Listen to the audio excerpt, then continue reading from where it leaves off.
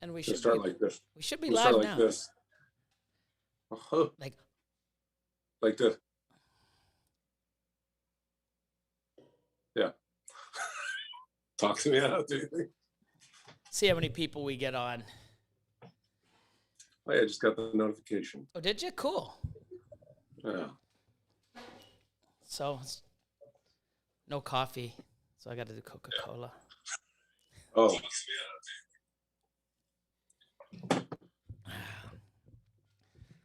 Let's see. Dad's playing basketball again. There we go. Kylie's morphs. Oh, marvelous balls. Dan, what's going on? Wolfgeist, ball and chain, constrictors. Just rolling in. Yep. So what we did here is I actually brought the setup for the podcast for the first time over to the facility. So I figured, we're going to do a test. I might as well, bring a guest on and see if we can handle it, see how clear it is. So I figured I'd bring my man Andrew on from Redwood Reptiles. What's going on, buddy? What's up? Not Happy to be the much. guinea pig. I'm honored. Yep. But no, I mean, I think it's, it's something where we may end up moving the podcast here. I'm not sure. But regardless, I wanted to bring it. I think I'm going to get a setup here, and I'll have a setup at the house where we do Mondays, just because I want to do a lot of that stuff and a lot more stuff, like I said, for the Patreon, where we can do all of our, I guess, the true podcast where there's no video.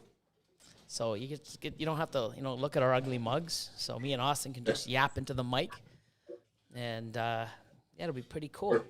Or stare at the chat room, when we're driving and almost crash. Trying to keep up. So that's another good thing too. Is with this the True podcast, you can just upload them, and they're going to be a lot shorter, which is cool.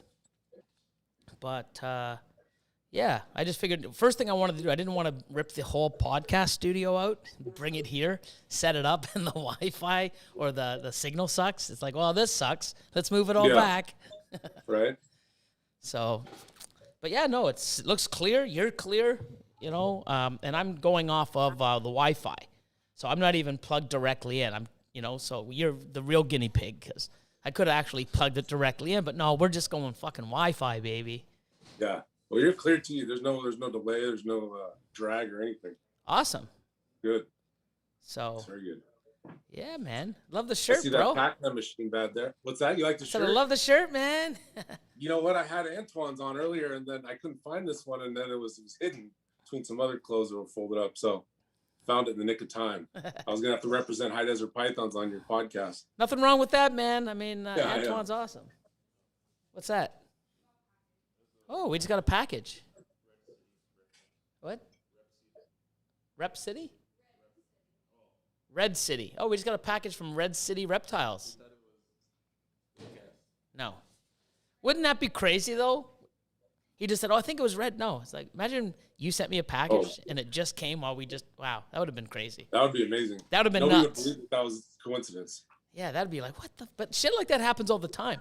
Like, we'll open up mail, and we'll open something up, and it'll send something that, a lion or someone will have the shirt on. Or we'll say something random. It'd be cool having this on a fucking on a logo, and the two envelopes letter we open up is like, oh my god, like how crazy is that? Yeah, on wood. Like What's Jerome's. That? Oh yeah, Austin, yeah, and like the thing Austin predicted, we were doing a mail video, and Austin's like, earlier in the day, it's like Freedom Breeder delivery is gonna show up today. I'm like, no, I didn't get a phone call. Start doing a video, fucking Freedom Breeder's here. I'm like, what? Like, yeah, he predicted that shit. So yeah, he really manhandled that truck too. It looked like he'd done it before. Yeah, a few times. That was horrible. Yeah. Yep. That's one thing that we're good at is moving racks, building racks. Hey, Austin? Cleaning. That's got to be the worst part, wiping them down, all that metal. Yeah, well, not only that, it's like, it almost has, because how it's stored, it has little, I don't know, they definitely have to be wiped down. That's for sure. So, because I got that shaker cart blocked from them a while back, and that whole thing needed to be wiped down too. So I can imagine. Yep. Racks are the same. Racks, tubs, it's crazy, but it's Yeah. worth it. Like, I mean, now they're in place. Today, we're actually, that's another reason why I wanted to test this today, because the guys are in the back installing all the glass. So it looks awesome. Looks awesome. That's going to be sweet. Yeah, I'm really excited. It's one of the major pieces that, is finally done. So. And that's like the finishing touch, right? That's like the final cap on everything as far as like construction wise. In a major way, yeah. I mean, there's still little touches here and things that we're going to add. We're going to be running like a water line into each room, so you can actually, fill your water jugs in each room. Sweet. So little stuff like that's coming. I know, Kat's asked a few times, but even though she's the closest one to the sink, like, the one that's closest to the sink is the one that is bitching all the time. Come on. In height and distance. She's in the background here going, only twice. But no, I definitely want things here, a more efficient, and it's something where, especially like with Austin and Elian in the adult room, it's basically the sink's on the opposite side, and it's more of a walk, and there's so many animals, and at least with the hatchlings, they only fill 3/4 of the way of an 8 ounce, where it's twice as much, if not more, in the 16 ounce. So they're constantly running, getting more fresh water for the adults than the hatchlings. So. Yeah, I mean, on my little tiny scale, I recognize. So I've done little cheat. The bathroom's literally 15 feet away, but I just have one of those 5-gallon, those Home Depot buckets, and I'll dump the empty out in there, and I'll have jugs in here. I've go through so much. I have really bad water here. And so it was making, when I was putting in the humidifier and the winter months came, everything was getting that chalky residue, and it was just a nuisance. And then I realized, well, it's the water. So I've been buying distilled water and regular purified water. So the snakes don't even drink, they drink bottled water. And because the bottled water, the tap water here is not like it is in Canada. Canadian tap water, at least in Winnipeg, it was like bottled water. It was amazing. Yeah. And here, no, here it's shit. So, I just use those jugs. But yeah, I mean, you go through a tunnel. I mean, I go through 5 gallons in these 2 little racks. Yeah, well, we ended up putting in, so the entire building, I ended up putting in a calcium, not calcium, yeah. Geez, I always say calcium, chlorine. It removes the chlorine. So every faucet, everything, even the toilet water, there's no chlorine in it, because I have a chlorine remover filter, a big one. Okay. And then at the front we have an RO unit that we use for the drinking water. So never had that before, but I figured, you know what? Now's the time to put one in. Let's do it. So we did. Can't hurt. You know what it is? That peace of mind makes it worth it too. It's like with anything construction, like, doing all that security stuff. You just tell people, hey, just do it right the first time, and you won't have to. Oh.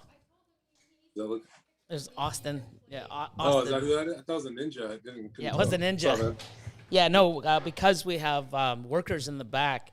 When we go in the back, we've got our COVID compliance sheets. Those are sick. So yeah, he's gonna play in the background. Jealous. That thing's so rad. I remember when you first got it, I was like, that's such a cool gift. Yeah, so I still have the high score here at Galaga. It's not super high. It's only one.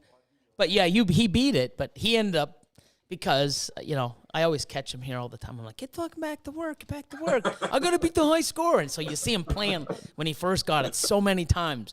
But because I kept breaking his balls, he went out and bought his own at home. So now he plays at home. Oh, really? And he's beat my high score, but it's only at home, not here. So he only beat it by 2,000, so... But you get so into it, and then you're like, you're just like, no, hold on, I'm going to beat the high score. I can't go back to work right now. I'm so close. Yeah. Oh, hard. It was hard to get here. But yeah, do you have I know you're drinking, you don't have any coffee, but not yet. I'm going to cheers you with my special mug. Oh, look at this. I got. Hold it up again. Oh, no. It's Chad. How the heck I want one? Yeah. In his shitty basement. You see this unfinished basement? Oh yeah, I see the support bar. Yeah, I think it's I think it's the air pipe for the plumbing or whatever. Or is Oh, that a support? I Or don't maybe know. it is a beam. Oh no, it's a beam. I don't even know. I have no idea. It's a vent. It's a vent or It's a something. vent. Whatever it is. You would expect his basement to look like that, but yeah. Paul's in the comment. Get Austin to come and open the door. You can't hear me knocking? You wish you were here, Paul. Come on. That's like his And thing. you know we have a front door as well, right? So if we're here, you know to come to the front. We're all here sitting up at the front. Man. Saw Jerome in there. Jerome's here. Yep, Jerome. Oh, there's some Mindy Boyer, Kryptonian Reptiles, Matt Summers. Oh, Stellar Serpens. Hey, what the hell? A lion? What the hell? He's like Austin hard at work. Yep, Austin's in his office. Kathleen's here. Oh, House of Gaia. Yeah, so if you're just tuning in, we're just basically, they're installing all the glass in the back. So we're sort of having like sort of an easy day. I mean, we did some feeding. We set up all the podcast stuff. I just brought 2 mics and 2 headphones and the actual equipment to have it running and do a podcast, because we're going to start doing, the 2 segments now on Patreon. So instead of having Austin come to the house and we're always here, it's just turn it on, let's do it. So I'm going to have a second set of mics here, and I'll have the ones over at the podcast studio, and I'll just transport the board back and forth, because I'll be using it here 4 times a week and only the 1 time on the Monday. So it'll be easier. But I wanted to check out the video and the quality, because I've got Andrew here now on Zoom, and there's no lag.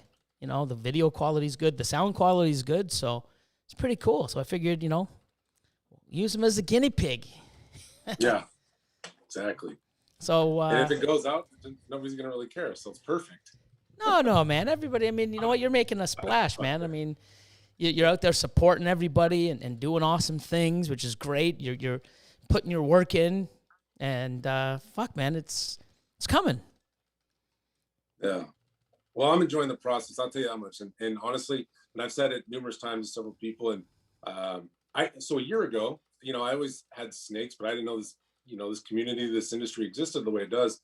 And I started just getting obsessed with it and watching all these YouTube. And I'm like, holy shit, there's this whole other world I didn't know about. And then I started discovering people I would actually I could tell that I would vibe with outside of this snake thing. And I was like, oh, you don't expect that, just the ignorance of not knowing what's there. So now that I've met all these people and I've gotten along with so many people on a personal level as well, it's so rewarding. Yeah. And,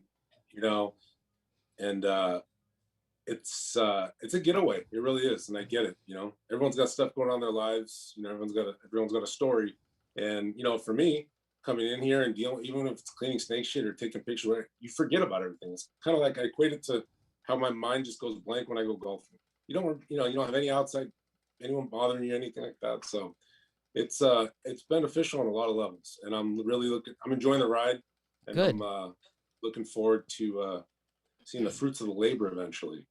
Yeah, and then when you're, if you're already enjoying all of it now, once you start producing animals and make holdbacks, and then seeing your animals go to other people and the joy that they get, and then they breed it, and they're like, wow, and the cycle just keeps going over and over. It's like, how the fuck could you not love this? It's just crazy. Oh, I bet. Yeah. So. Yeah, I bet. That's the thing. So I got that one female that ovulated on the 4th, I think. Well, at least that's when I saw it. And it's not an exciting clutch. I'm going to hold one back, just because it's my first one. But it's going to be, I'm going to sell them all off. But I can imagine like some of these other ones that I'm really hoping for, when they pop out, how gratifying that's going to be. And then, like you said, holding back some, selling them off, seeing them grow and thrive in other people's collections. I'm sure it's super rewarding. Oh yeah, Jerome just put a thing. Make sure you guys go check out Antoine's 1 year on YouTube video after this. Definitely. So. Oh, cool. Fucking 1 year, man. So see that? Crazy.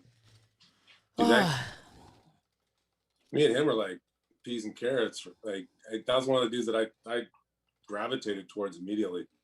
You know, it was like when I first talked to you. I didn't know what to expect, and we just talked, and you forget after a while that you just met, and that's kind of how it was with him and with a couple other guys that I've met. So, yeah, man, I have a lot of respect for Antoine, and I love people that aren't phony. You know, I love people that are just who they are, whether they wear their heart on their sleeve or not. They're just who they are. Yeah. And you know what you're getting. You know, so that's what I dig about some people. But yeah, he got monetized in 3 months too. That still blows my mind. Yep.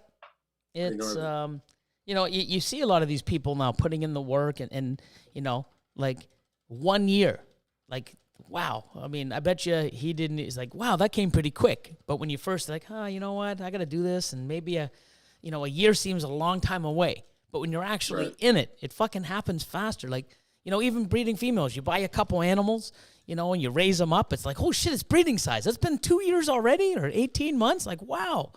Time flies because you should be doing other things, following people, learning, doing, your own podcast or YouTube videos or, breeding, cleaning, feeding, selling. Once you get caught up in it, I mean, time flies. But you don't want to be that person saying, oh, fuck me, because, the longer you stall, the longer that year comes, the longer that like you said, the fruits of the labor.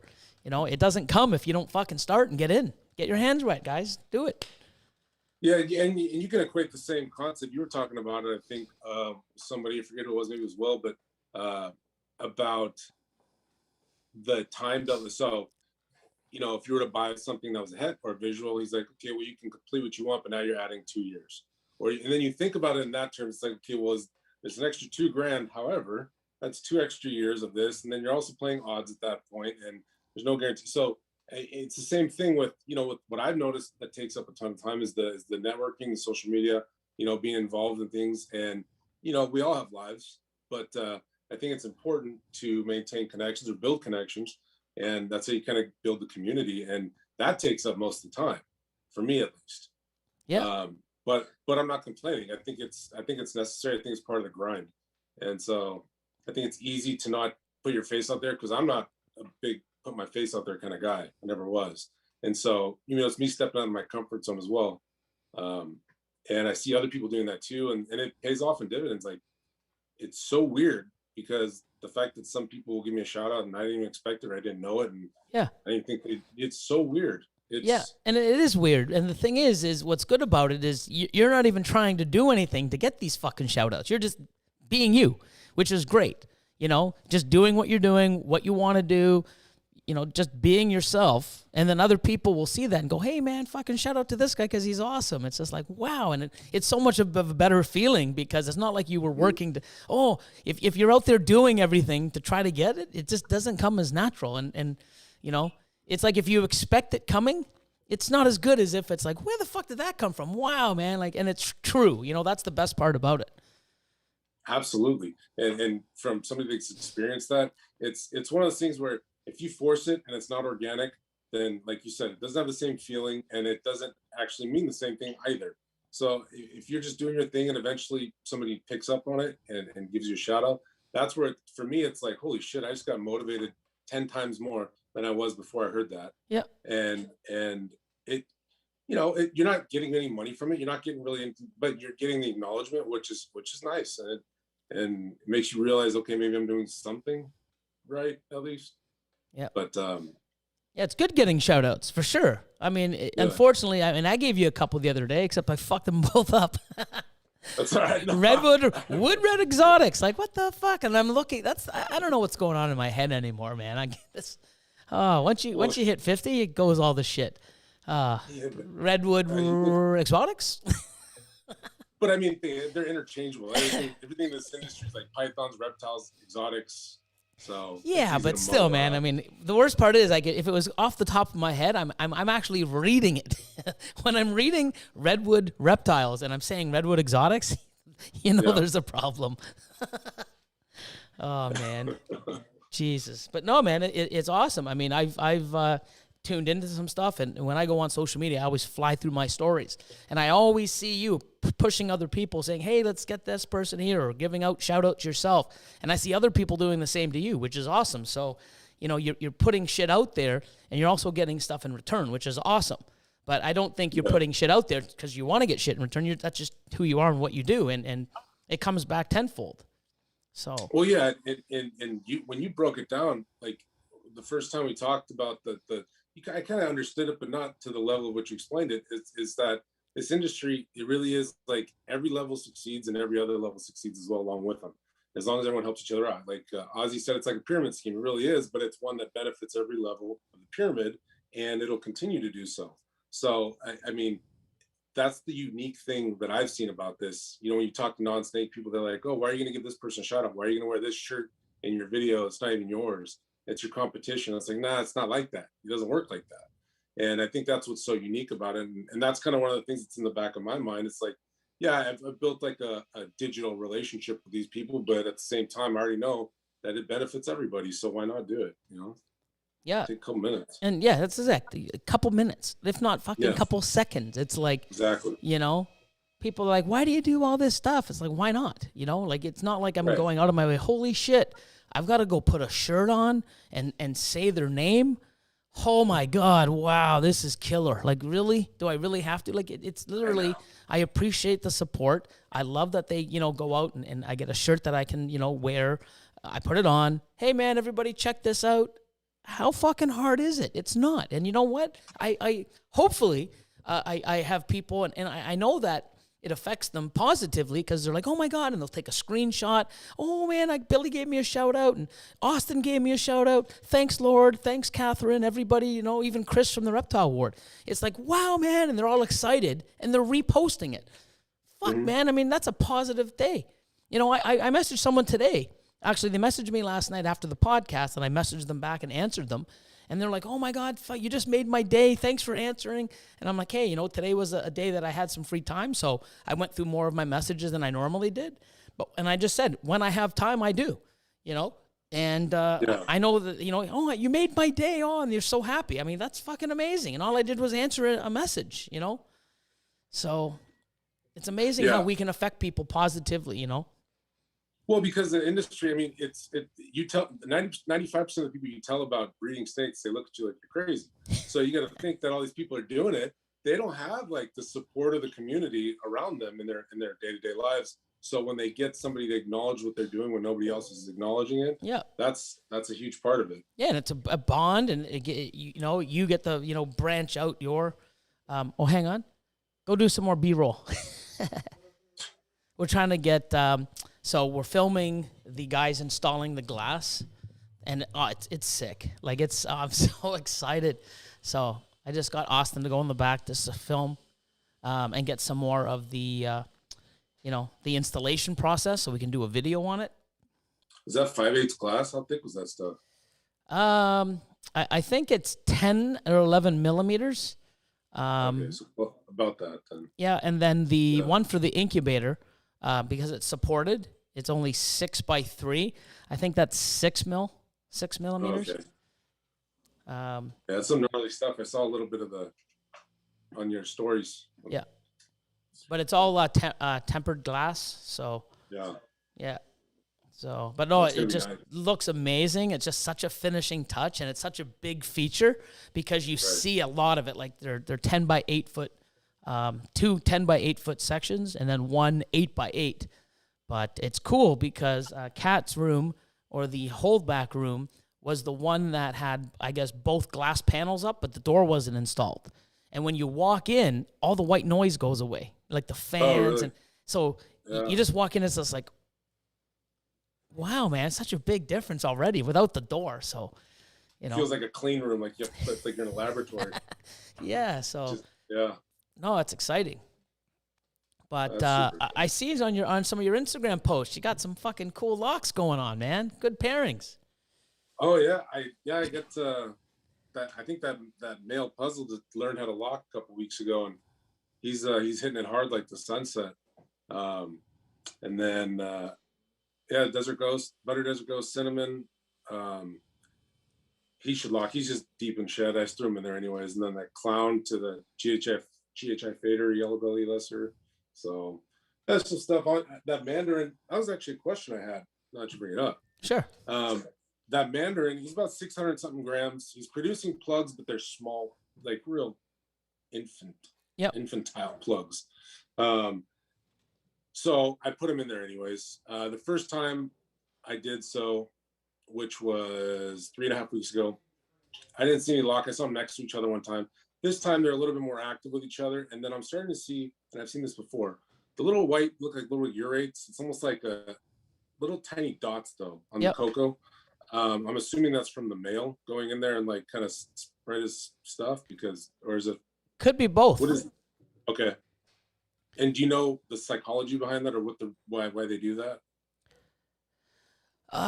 Honestly, probably not. I know that a lot of when you do pair, and you'll notice this especially on paper, you'll walk in and they sort of scent the entire cage, but you'll see like some people like, oh my God, you'll see like a bunch of little red lines like all over, and you're like, it's blood, and you're like, what's going on? Like, oh my God, what I've never seen this before. Because I used to have it on paper all the time. You don't really see it on the coconut or any other bedding, but if you just use like paper towel or unprinted newspaper, you'll see them. They just sort of, mark, and I'm talking like, it's like if you got a red crayon and just went like 2 inches here, 3 inches here, and just all over and people freak out. It's like, oh my God, what's happening? It looks like blood. It is. It's just them, knowing that it's time, doing their thing, And then you'll the pheromones in the room as well will get animals cycled, and even when you put another shed in, it helps stimulate the male. A whole bunch of different things, and that's something we're going to start talking about too on the new podcast series. What to look for to pair. How do you get your male that doesn't want to breed to breed? And we'll talk about those subjects like 20 minutes at a time or 15, 30, whatever, and then just put it away. So like we talked earlier, I get so many people asking me, it's like, hey, I listened to a podcast, one of your podcasts, and you were talking about this, and I can't seem to find it. Do you know where it is? No idea. We're doing 3-4 hour podcasts on Monday, and I have to look for a 2-minute part that we talked about, or 5 minutes. I have no idea. I wouldn't know where to start. Yeah. So now if you can just go and look and say, oh, incubating, oh, selling animals, pricing animals, what to look for when to start pairing your female. Is she gravid? Stuff like Cocoa Blocks versus Reptichip, ARS versus Freedom Breeder. We're just going to basically talk about our experiences, our thoughts, and just put it on air so people can just put it in and listen to an episode. That is huge. It's huge. Because it's so easy to forget the minute details too, and that's what'll be in there. And like one of the things that I've noticed, and this is a question I've had, and I do have, like that sunset, and a lot of people ask this, that sunset male, he locks with everything. He's a champ. But about a month ago, he went off food. I paired him twice since he's been off food, but he's also sitting at like just under 1,000 grams, so he's not too tiny. My concern, and I don't think there's an exact science to it. My concern is how obviously there's a weight to age probably factor that plays into it, as well as just the way physically he's looking or how much weight he's losing or all that stuff. But I guess the main question that people want to know, which I'm sure it's not black and white, but how much can you pair that animal if he's not feeding without putting yourself in danger of causing some real problems? And it probably depends on the animal, I would assume, right? Yeah, well, I mean, here's the thing. I mean, I'm at the point now where if it's hasn't eaten in 3 weeks, I pull them. Okay. I had one 2-year proven breeder. This thing is like 1,600 grams. I mean, he was breeding, and I bred him to like 7 females, and kept breeding, producing sperm. He was eating. Then there was 2 or 3 more I wanted to put him to, and he was going iffy on food, like, eating every other week, but I, kept breeding him. I was still pairing I think I got one more lock on the 7th, and then I was starting to pair number 8, and then he stopped eating, and I'm like, well, I already started number 8, number 9's ready. Let me put him in. And I put him back in, 3 weeks later to the very, female number 8, still wasn't eating.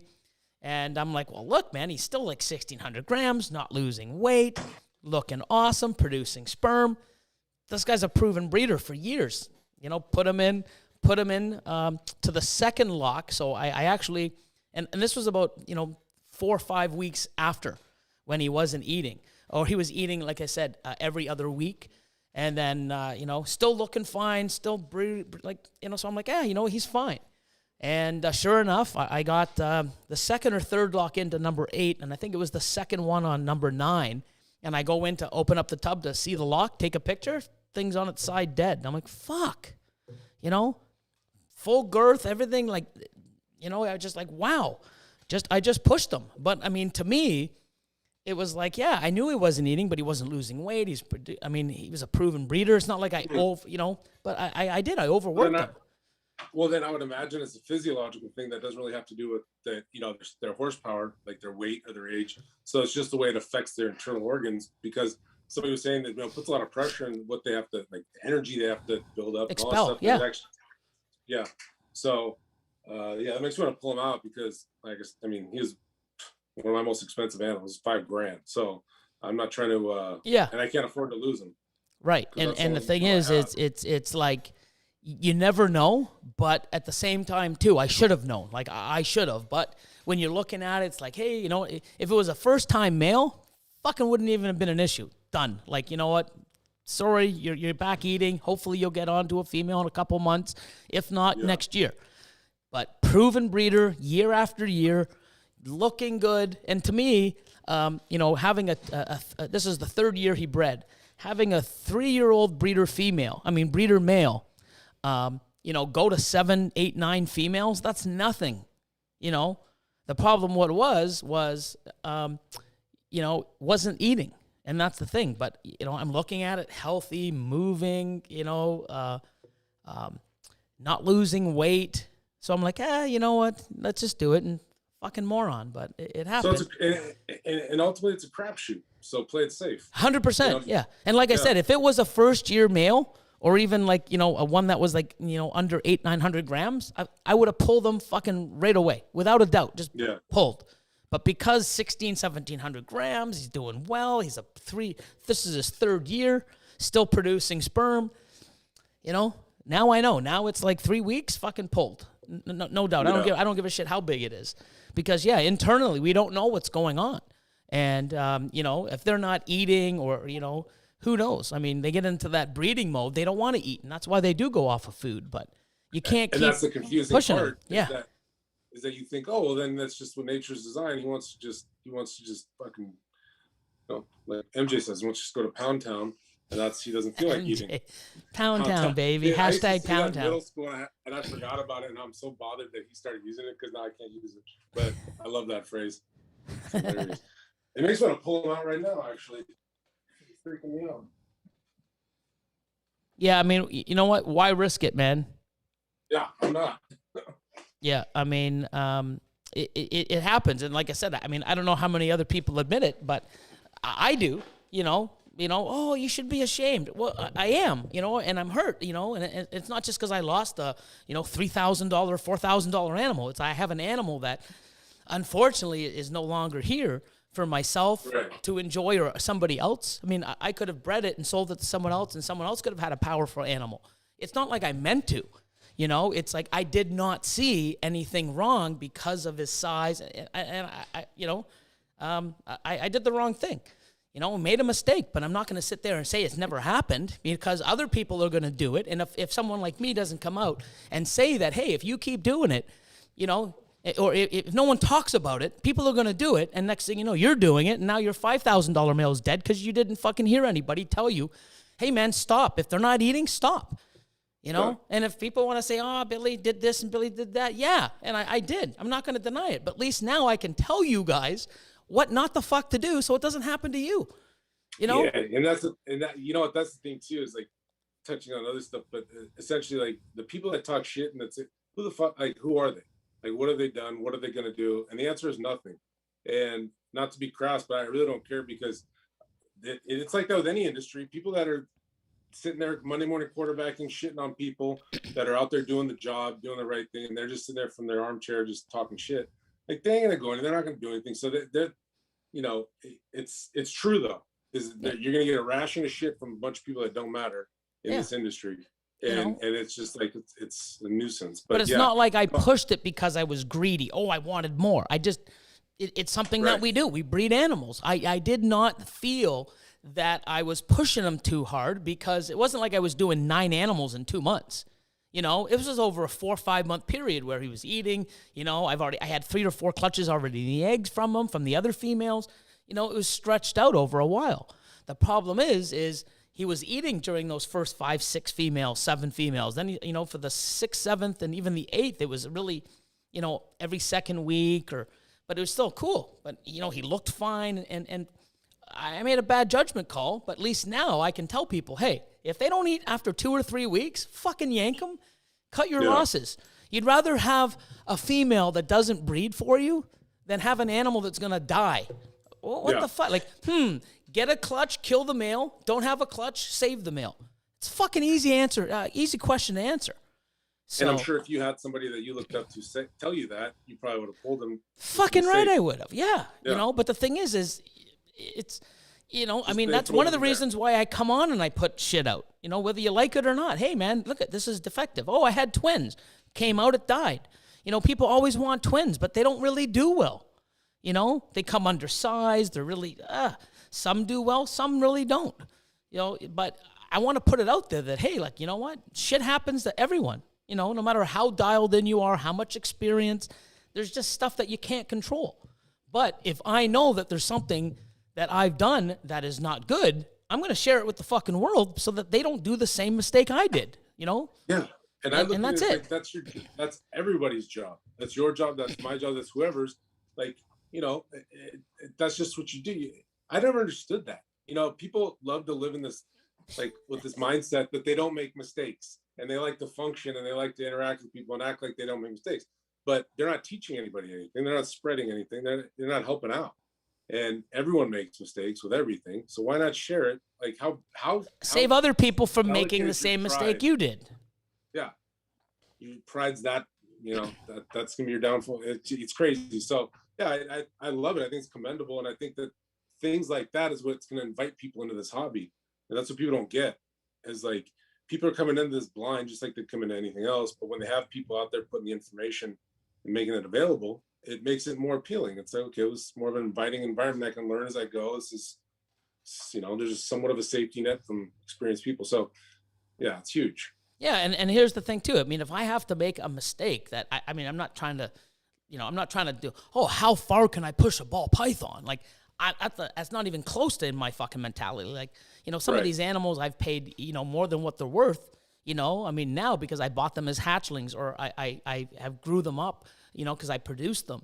And, you know, I'm out there doing things, but if I lost a $5,000 male, it's not really going to affect me, except I've lost an animal. Yeah, you know, it puts a little ding in my bank account or my collection or my projects in the future, but it ain't going to say, oh, good, you know, I'm shut down. You know, oh, I can't bounce back from this. If somebody has, you know, 5 animals and they're $10,000 a piece and 2 of them die, well, fuck, that's almost half of their investment. They might not be able to bounce back or buy another male. I mean, you know what I mean? So if I can come in and not purposely make mistakes, but if I make a mistake or I know something that could save other people from, you know, I can take a little hit, you know. Not many other people can, depending on where they're at. And why should they take a hit if I can help them, you know, by teaching them some of the mistakes I've made or hearing what other people have done and give my opinion on it and relay that information so other people don't keep making the same fucking mistake when we could have prevented it. Absolutely. So we got a super chat from Wolfgeist, and they said, I captured a great video of my Cine girl last year scenting, marking, and teasing the male. So Oh, that's cool. Wolfgeist, WULFGEIST on YouTube. So that'll be cool. She's been dropping cashish in these USARC donations and yours and Chino's. She's been on it. She's been amazing. Awesome. So yeah, I haven't checked that out. That's funny because that's probably what was going on. Cool. So But yeah, I mean it's pretty cool how you it's pretty cool how you can actually document stuff, and that's something where they've documented that, and I have it in so many years. Like, I should have a fucking video of that, but I mean, that's the thing. Like, people, all the big breeders, it's all of us that can teach each other and do things. Like, after all the years I've been doing this, and I have a staff, and we have cameras like fucking all over the place. How come I don't have a video of that? You know what I mean? So here's a person here, could be new, or a few years into the hobby, or they have footage of something amazing. And you know what? I can probably use it, and watch it and utilize it myself. Go, oh, cool. We can all learn from something from each and every one of us. It's not just, oh, you can only learn from us top guys. Fuck, I'm learning shit from newer people, Even with Patreon. People have asked me a question. I'm like, fuck, man, I've never thought of it that way. That's actually amazing because, everyone has their own way to perceive and see things. And when someone looks at it in a different set of eyes, I was like, you know what? I've never even thought of that. And it's great because now it opens up your mind. And, hey, that's a very good question. Let me look into that because I want to know now. And I'll fucking do some research myself, and we'll both fucking get back to each other and see what we've come up with. It's awesome. Well, what's so crazy about that, too, is 9 times out of 10, those little lessons that you learn are they're very simplistic in nature, but you don't think about it. And then when somebody puts it to you, so we're like, holy shit. Just shock shit, yeah. Fuck, I didn't think about how did I not think about that? Yeah, no. It surprises me sometimes. Like, how have I not done that yet? How did I not see that already? It's hilarious. So, here's a funny story. It makes me even, even sillier than I always am. But for years, I would always mark the animals that ate. So, oh, this one ate, and I would go through my racks, and I had somebody over. And it's like, what are you doing? I'm like, oh, I'm marking all the animals that ate this week. I already know where this is going. Yeah, and it's like, well, fuck, how many? And I had like maybe 600-700 animals at the time. And they're like, well, how many didn't eat? Oh, I don't know, 40 or 50. And it's like, so you're marking 550 tubs, for the ones that ate, when you know what? You could just mark the 50 that didn't eat. And I sat there and I'm like, are you fucking kidding me? Oh my God. And I was doing this for years. I'm like, are you fucking kidding me? And it's just because my brain is always like, okay, mark.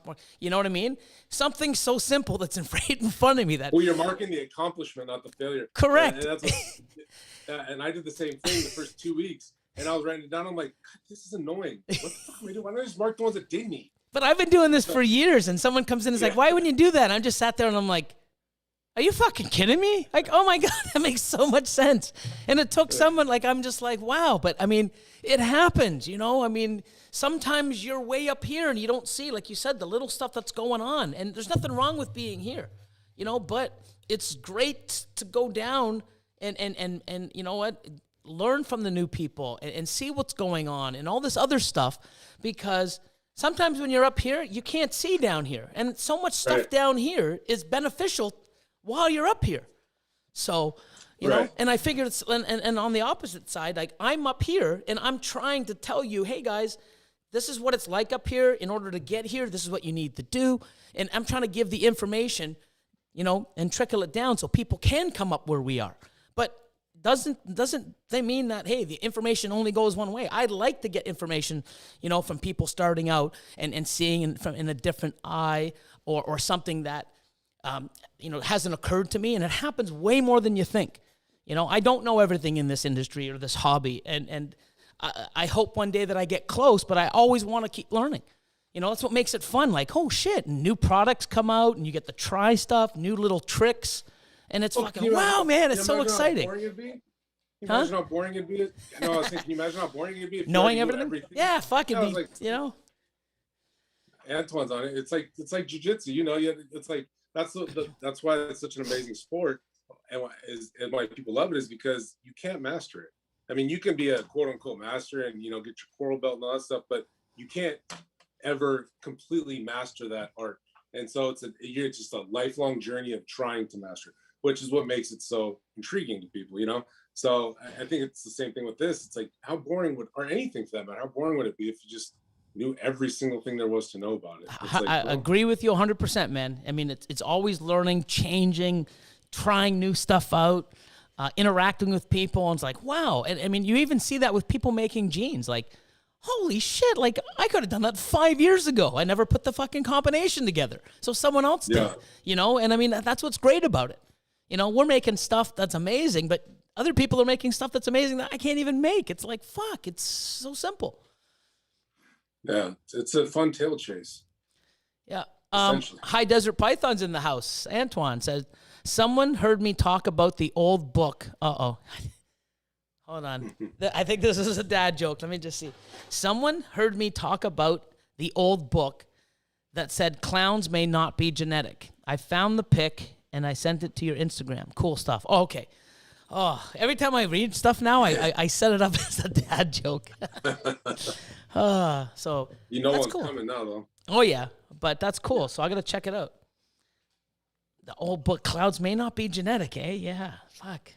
It's hilarious how some of the old stuff, like I remember, once we start making 3-4 gene animals, they're going to all be white. You know, we were afraid, or they're going to come out defective because there's too many genes interacting at once. We were afraid of stuff, man. Like, it was hilarious. And now it's like, it's so far beyond, we're making, combo, double, and triple recessives for fuck's sakes. It's awesome. Would you say that, because when I try and tell you, I don't want to speak out of line, I'm just going off what I hear from certain people, but would you say that how long ago did you really notice the drastic change from the old ways to the new ways? Now, whether that's with people helping people, the genes, everything, was it 4, 5, 6 years ago, 7? What do you think? 10? 10 years ago was shitty. Yeah. It was people getting in, with money and taking advantage of the people wanting to get in, overproducing, overselling, and then the people buying it, getting in, could never catch up, and it was just like, wow, man, this investment's tanking bad. It was a different. No one wanted to help. When social media came, it started the change, but it also brought out, more of a way for the assholes to be more assholes. To just wow, yeah. I mean, it was like holy fuck. It was keyboard warrior every second person you talked to. It was like horrible. Now they had a fucking digital pulpit to preach from. Yeah, but then all of a sudden, I would honestly say, I'm going to say 5-6 years ago, you started seeing people starting to do, collabs. In 2000 and I'm going to say 17. In 2017, I believe, I had Justin come up to my facility.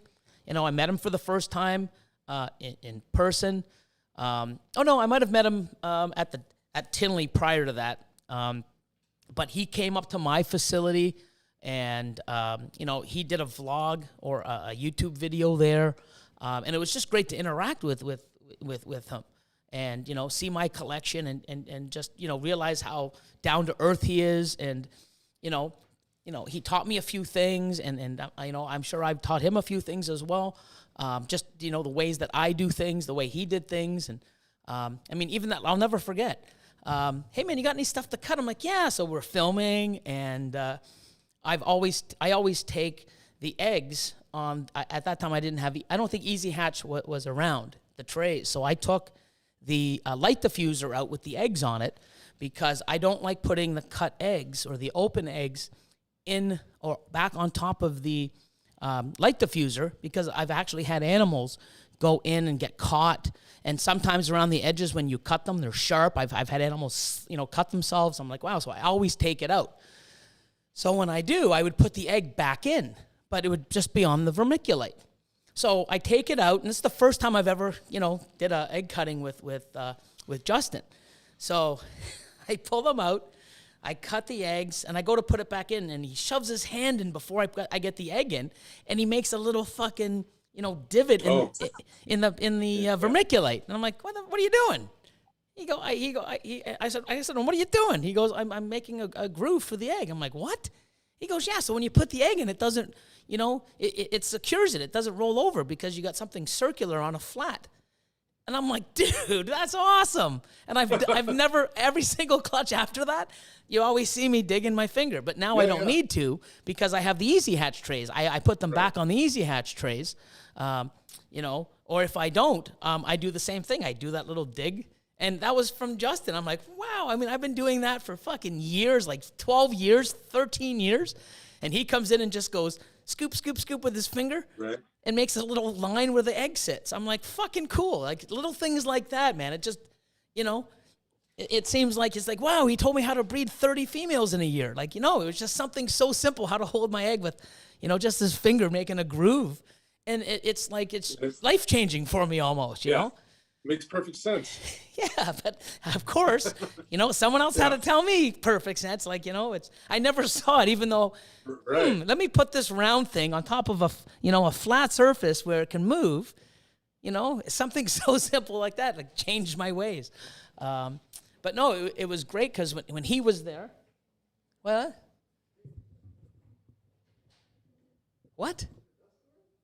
Oh, there's a dust storm going out front of my building. Austin just comes in and has this weird look, so sorry, distracted.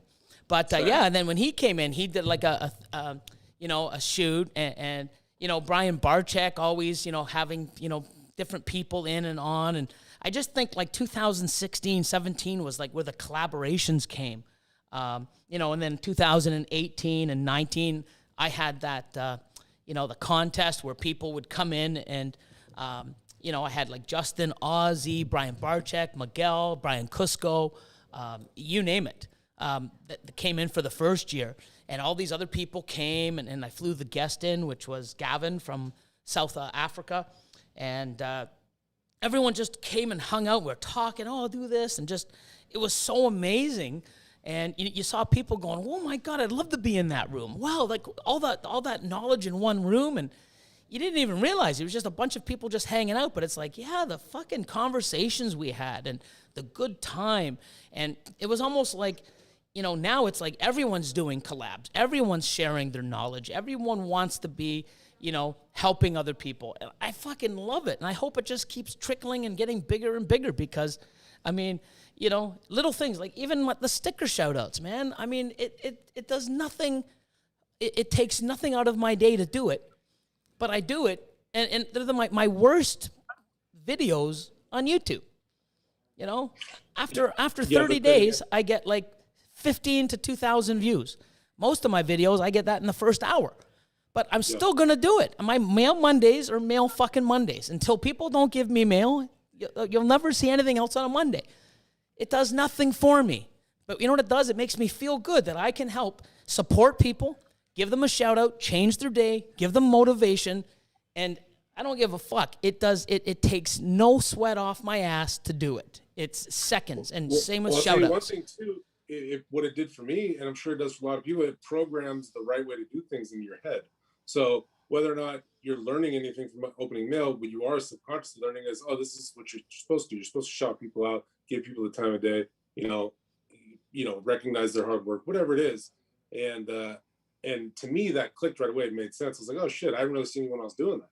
So that's when I kind of picked up. I was like, oh, that's just what you're supposed to do. Or then I started noticing, not a lot of people do it. Maybe not to their discredit, it's just not their thing. But I noticed you were doing it, and I was like, man, all these people must love this. Like, this is fucking huge for people to send you stuff, and you free market it. Because when I see the holster thing that I was making holsters, if I wanted to get somebody to market or advertise my shit on their Instagram or their YouTube, it was either I had to give them free gear or I had to pay them for an ad spot.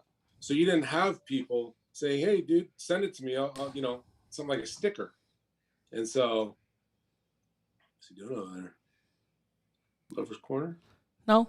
What are you watching? Spiders, right? See, Austin. Hi, Catherine. Austin, there's Catherine. Say hi, guys. The alarm. So Austin now is like, obsessed with spiders now. Oh, is he? He's bought 3 and he's on a mission to buy more. Yeah, so. Fuck that. I don't do spiders. I think they're pretty cool, man. I'm you know. They are cool. I've got them. I'm appreciating them. I want to learn a lot about them. But besides that, hey, Austin, can I bug you? Those 2 shipments that are going out, can you, the names on them? They're both single animals. Just put them in a proper deli and thanks, my man. We got shipments going out west in Canada today. And then hopefully in a month from now, we got all the U.S. stuff going. I got 3 of yours here, bro. I know. So I gotta finish those things. Yeah, I'm looking forward to that. I'm itching for some of those. Well, for the 2 males, I have that clown and that enhancer, but I've got free dreamsicle. I've got stuff here. I'm itching to get up to size C. So the free dreamsicle. Yeah, that one too. See, but you know what? That thing with that, I don't even know what the hell to do with it. I mean, I have ideas. Trust me, I do. However, I don't have anything here that is in my idea. So that was like the gateway drug to spending more money. So thank you. Backfired. Yeah. But yeah, no, it's to what you're saying though about helping people out, giving shout outs. What I think and what I'm seeing is this new wave that I see is creating almost like an impenetrable force. So you get the bulk of the popular people are, and I don't say popular like, oh, they're cooler. I just mean people that are putting themselves out there, that are doing all these videos and stuff that people are recognizing by name and face. That group tends to gravitate towards one another because they're like-minded, right? And they're like the wave, including the people that have been doing it for a long time that are also like-minded. So you've got the gnats that just come in and the mosquitoes that try and pick us off, but the movement's too strong to where now those shitty voices are going to get drowned out. And I think that's awesome. And I think that's going to create something that no hater can do anything about. Yeah, what is also good is when new people are getting in, especially the storm of kids coming, up and comers, man. They see it, they follow it, they feel invited now. But I'll tell you, 10 plus years ago, if you were a woman or you were a child, fuck. I mean, I was getting my ass handed to me. Like, what the fuck? Like, it was just horrible.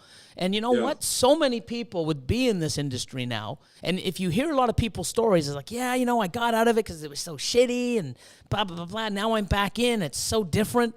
That's amazing. And there's so many people that got out because it just, you can only get fucking kicked so hard and spit on so many times before you're like, fuck this. I don't need this anymore. See any light. There's no light. Right. And nobody's working together. You're getting shut out of projects. It sucked because here's the thing. I don't know if you've noticed, but the women in this fucking industry are coming out like in fucking... Jesus, the floodgates are opening. It's like bam, bam, bam, and they're coming out hard. They're coming out awesome. They're doing amazing. There's so many women out there that are up and coming. The kids on the way up, phenomenal. You know what? If this was 10 years ago, none of these people, you would never hear of them because they'd be afraid to fucking even open their mouth. They probably wouldn't even want to be in the industry because it was so shitty. But if they did love it and wanted to get in, they'd be so behind the scenes, you would never hear from them. You wouldn't market yourself. I mean, there was no fucking stickers 10 years ago. I think I had stickers in 2000. I'd have to look. My first, 2011, 2012, and I used to just fucking hand them out. I used to have the One Eye logo, and I would just hand them out for free at the shows, especially for kids. And then I had, pins and buttons and, cool stuff like that. Then it just started, 3-4 years ago. It's like, holy shit, this big, sticker craze came, and it hasn't gone. And if anything, it's just getting bigger and bigger. People are now making sticker packs and, changing up their logo. It's awesome. Creativity, too. Look at the creativity. Like, 2 of my favorite breeders, male or female, are Brittany Gobbles and Nicole Lyons. And I bought stuff from both of them, but I just like I like them as people, and I like what they produce. I think it's awesome. Hold on a second. Yeah. What? Which one? Amanda's in the top rack. If you go look, the what? Oh, the diamond, right? Give me 1 second. Actually, here, you can want to say hi. You can talk. I'm sure he does. Without further ado, Catherine, Queen Cat. Oh.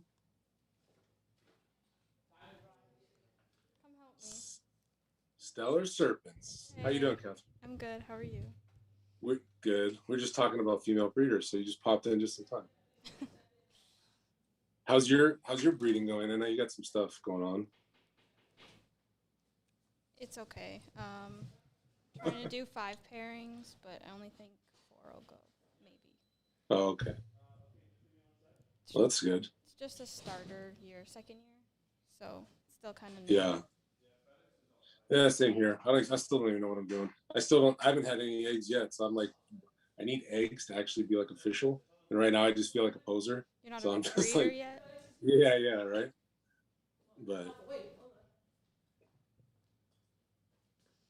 But you guys got a shipment Yeah. stuff? FedEx just showed up and the snakes aren't in the box yet. Oh. And me The and snakes. Austin couldn't find one of them. Oh shit. Yeah, let's put this up. FedEx comes early. You just ran in. He told FedEx So to how wait 5 you? minutes. What's that? He had to tell FedEx to wait 5 minutes.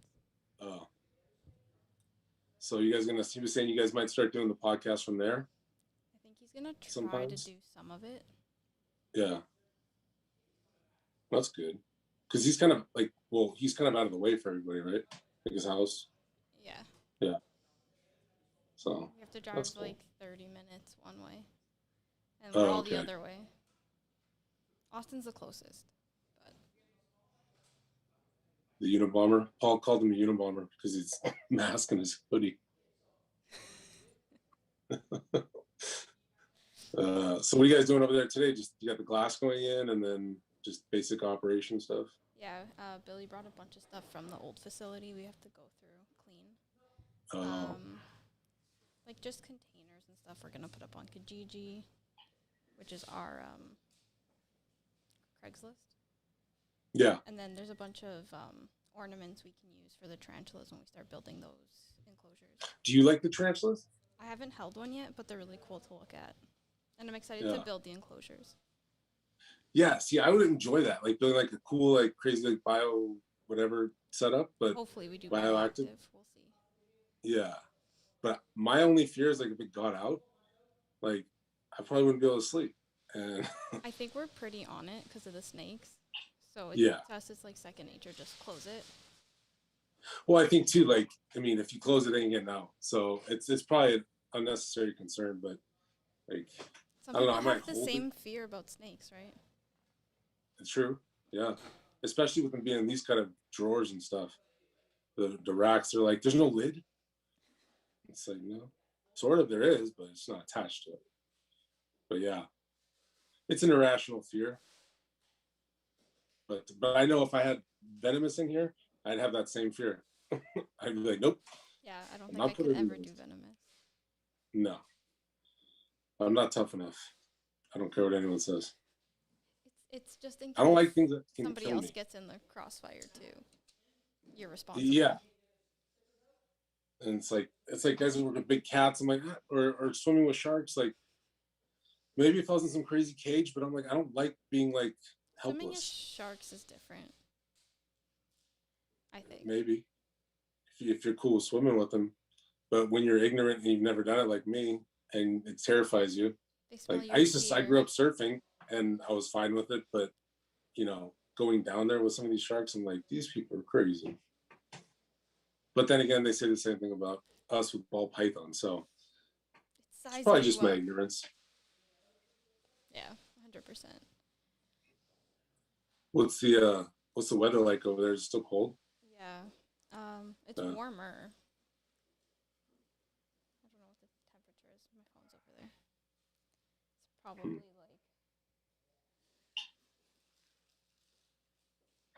So you guys had a dust storm? We have a construction place across the street where they do like metal and concrete. Yeah. And yeah, I guess they were washing the driveway and all the dust was coming up into the air. Oh. So Austin walked in and all you see is dust. You thought it was like The Mummy, the movie? That's what it kind of looked like, yeah. Yeah. It's funny. And now that we have guests. Oh. Do you jump on the Pac-Man machine too? I've played twice. Oh, so that's a no. Yeah, no. Once in a while, You're not- maybe. Yeah. But you're not competing for high scores. No. Maybe one day, not yet. Yeah. So how did you know, I have a question for you. I think Billy said it before, but how'd you get to work for him or there? Who'd you know, or how'd you come about running into him? So there used to be somebody who worked here named Tyler, hyped up reptiles. Okay. I sold him a snake, and then we became friends. And then he introduced me to Billy. Oh, okay. What's that?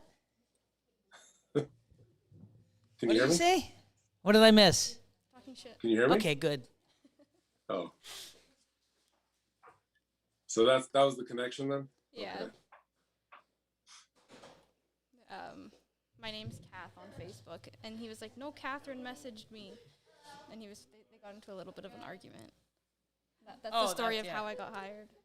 Yeah, because we didn't have you. I mean, it's like, no, I was like, no one named Catherine messaged me, and I'm looking, and I'm like, look, here it is. Here, where is it? I even did a search, and then it was finally, I had the right name because he gave me the wrong spelling, the wrong last name. Crazy. You've never misspelled it though. No. Well, how do you spell it? Catherine. Yeah, isn't that how you're supposed to spell it? No, there's K's, and then some people put Y's. Yeah, I've seen that. My buddy's wife has a Y. It's with a K. It's ridiculous. My daughter's mom's named Catherine, spelled the same way as yours. So Yeah, take him in the That back. Maybe makes that's it why. easy. Just as long as how are the glass guys doing? Okay. Are the doors in yet? Cool. you are dying to Get give some those B-roll. headphones. Aren't you? Are we switching? Yeah, sure. Thanks. Wait, you It was nice uncomfortable? talking to you. You too. Wait, you uncomfortable? He's like, "You're itching to get off." Everyone, I literally like. I was like, you're dying to get rid of those headphones, aren't you? Oh man. Yeah, busy day. Like it's funny because FedEx guy shows up. I got it says anywhere between 3 and 5 p.m. they'll pick the parcel up, and I just said, hey Austin, you package it up, and then I'm in there and it's like FedEx is here already. I'm like, what time is it? It's 10 to 3. I'm like, what the hell? So he's just gonna go down the road and come back. So we got those packaged up, which is awesome. So That's good. So you just have a delivery so they come pick them up. yeah. You don't have to take them down. Oh, that's awesome. Yeah, so I actually have it. I use Reptile Express. They came okay. in. They come. I already have all the boxes. I order in bulk. So I have all the supplies, heat packs, everything I need to ship. So then what happens is I just go online, book the shipment. They'll come here, pick it up. And I get notifications when they're picked up, when they're dropped off. And yeah, so pretty cool. That's pretty convenient. Yep. So it helps. Every little thing helps where you can actually be more efficient. So, but yeah, Reptile Express, awesome service. I've been using them now. I'm going to say over 12 years. As long as they've been in business.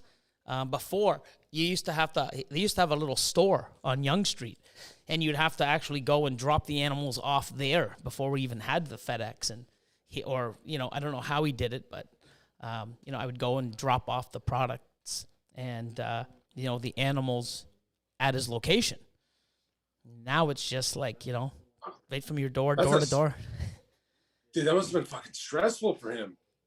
Holy shit. Yeah, well, he still does stuff like that. He has there's other people too. I believe All Reptiles. It's a store here in Scarborough, Ontario, which is 15 minutes or so from Toronto downtown, and they have a service, and even Sam from Reptile Express, he has a few outlets like that where they actually have a pro pack, so you can drop your animal off, and they'll for an extra fee, you'll have somebody that has experience in packaging an animal can package the animals for you. So you just drop everything off, they charge you a little extra fee, and they pro pack the animal, and then it gets picked up from there and gets shipped.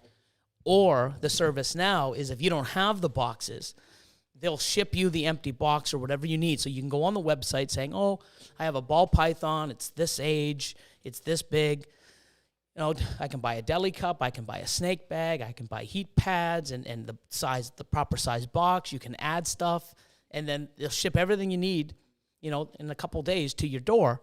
And then once you have it, then you actually, you know, can book the actual shipping from, now that you have all the products to ship the animals, you know, now you can book it, and then it's usually the next day. So if I got, say, beforehand, if I didn't have the material here, all the products to ship, I would order it. It'd probably be here tomorrow or the day later.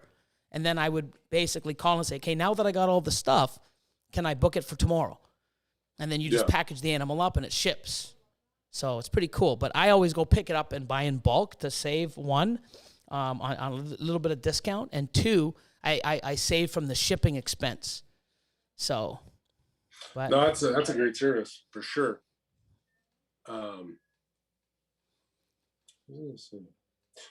have a question for you. Sure. Before I forget. When females are eating intermittently or just not eating a lot, or they'll eat 1 week and they eat every 2 weeks, up to size, up to age, all that stuff. Some are proven breeders even. In general, females can still be building when they're not just slamming food, right? Correct. Okay. And that's where an ultrasound comes in. It's so freaking handy. Yes. So now here's the thing. I mean, I talked to Gavin from Balls to You in the UK, probably just about last week, about a few things, Husbandry.pro, and you know, I don't know how it came up. I think he brought it to my attention, but he's been sort of documenting stuff, you know, of what he's noticed over the last few years, and going back and talking to other people, and you know, he has some sort of, I don't want to give it away, or, you know, I don't know if he's, you know, put out a video yet, because I know he's in the works of it, but he has a lot of, you know, I don't want to say speculation, but what's the problem? He has a lot of stuff that he sort of has an idea of why they go off food, and you know, why they hit that 1,000-gram wall, et cetera, and, you know, he's working on something like that to come on out and just give his opinion on it, which is cool. So I'm looking forward to hearing that also. But I've actually had it where I've had females that are 1,200, 1,300 grams, 1,600 grams. They just don't want to eat. So, you know, you always hear, oh, just throw a male in, and once they get locked, they'll go through the breeding, and she'll know, she'll just kick in to start eating. Well, I've had shitty success with that, you know. I've had other people that swear by it. I've done it, I think, to like, I don't know, I think I've done like 7 or 8 females, and 1 or 2 has given me a clutch and gone back on food. All the other ones just don't eat, and they just give me fucking slugs because they just don't eat. And they didn't eat. And pairing the male and getting multiple locks didn't kick her to eat. And it's just now she's fucking worse than she was before she gave me the slugs. Like, fuck, now she's even thinner. So, yeah. So for me, I've tried it. Not like I won't try it again, but this year I won't do it. Maybe not next year, unless I, you know, Gavin gives some insights and some other things on how to do it. But it just hasn't worked for me. So, yeah, you know, what works for me sometimes won't work for other people. Depends on, you know, maybe I did it. Oh, you didn't do this while you did that. Oh, shit, I didn't know I had to. I just did the one. And that's a lot of things what people don't realize. Oh, I heard this. Well, yeah, that does work, but you got to do this, this, and this. Oh, I didn't know that. Well, that's why it didn't work. Like, you got to really pay attention when people are giving you advice, you know, and there isn't just one way to do everything. You know, there's multiple. Depends where you are, your elevation, time of season, what you keep your temps at, the type of humidity you have, the type of racking system, you know, or lighting system you use. There could be so many different, you know, things that could contribute to it. And they're not all going to respond to the same conditions the same. 100%. It's super fucking nuanced, and it's case by case. Correct. You know, and you could have 10 animals in the same spot, and one works and the other 9 don't. Well, guess what? Yeah. You can't say it didn't work. It worked for one of them, but you got to find out what the other fucking 9 need. You know, you could have 5 of them. That one little thing, you know, along with something else makes them eat. Cool. But then what about the other 3 now, or the other 4? You know, no matter what the fuck you've done, it worked for, you know, 6 or 7 of them, but the other ones, it's not working. So it's different things. You just got to try it. As frustrating as it is, it's also exciting because when you do that little trick or you experiment and it's like, oh my God, it fucking ate. You're jumping up and down, like going nuts. Like, wow, it feels so good to actually, win the battle, and try to figure it out. But there isn't one thing like, oh, you take the car, you take it for a car ride. It works every time. I can fucking tell you I've done it, I know someone that's done it 10 times. It didn't work once, multiple times. So, yeah. I took that motherfucker off-roading and it didn't work. Miguel, AEP, ball fucking, ball python fucking, he throws it in, kickstart, throws it in the back of the Baja, fucking bam, bam. The Raptor drops it off, and fucking put it back in your rack, it eats. Thanks, Miguel, you're awesome. He's like, it didn't work. Take him the razor. So he takes him the razor, the AEP razor. Oh, shit. No, but I mean, you never know. If something works, I mean, but you can't knock it till you try it. And that's the thing. I've tried many things. What do you call it? The Da Vinci Boa.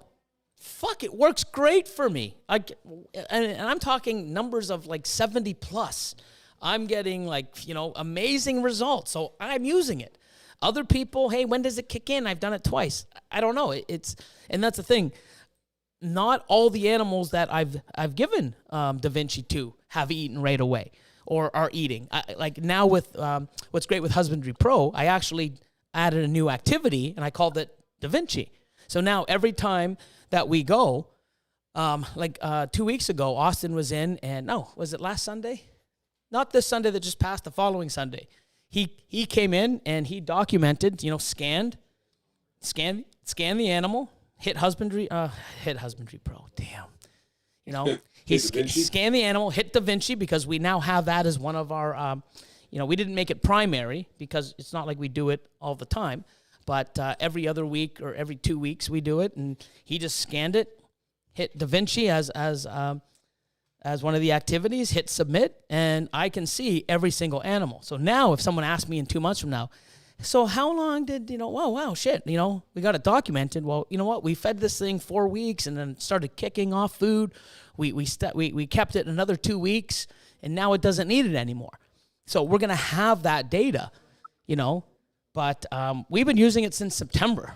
We announced it, I think, on a podcast in December because, it's not like, oh, hey, yeah, we got Da Vinci. We fucking get it with the one animal. It fucking ate. It's the best stuff in the world. Oh, it works. We did it for fucking 3 months or so, maybe even 4 before we even said it. And the range of animals that we did were like 60, 70, 80.